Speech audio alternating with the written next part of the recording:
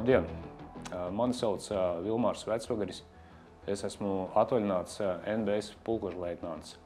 Šobrīd Liepājas pašvaldībā pildu civilās aizsardzības eksperta pienākums.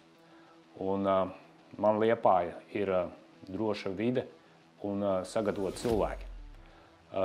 Šobrīd šis jautājums ir aktuālāks kā jebkad, jo pasaulē notiek ģeopolitiskie procesi, kuru rezultātā tiek mainīta pasaules drošības arhitektūra. Šie procesi var atstāt ietekmi uz drošības situāciju Baltijas reģionā un Latvijā. Vairākos video runāsim par drošību un civilu aizsardzību, raugoties uz šiem procesiem ar liepājnieku acīm.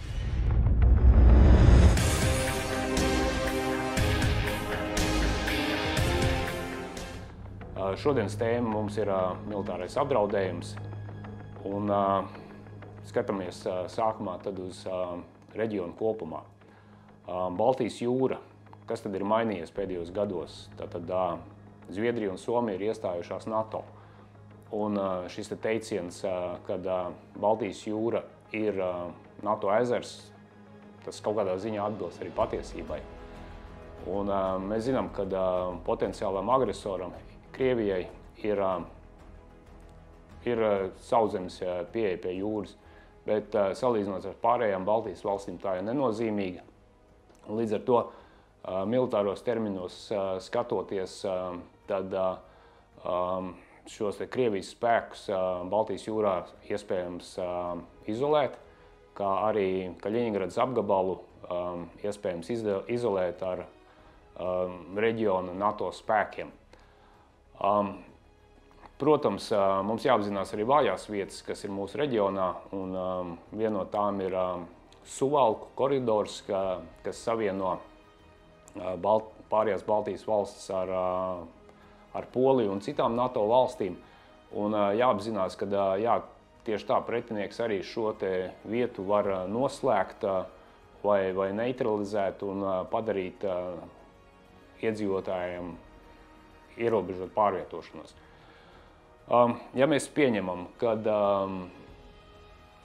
austrumu robežu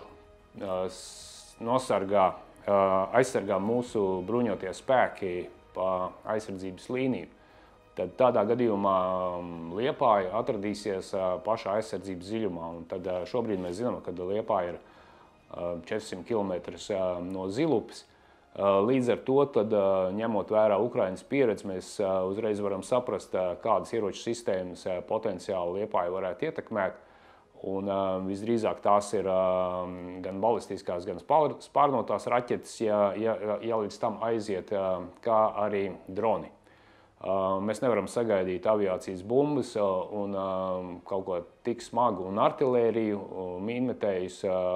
Tas noteikti nebūs attiecībā uz Liepāju. Un līdz ar to tad mums veidojās situācija, kad Baltijas jūra ir potenciāli NATO kontrolējama, ir iespējama loģistiku pa Baltijas jūru.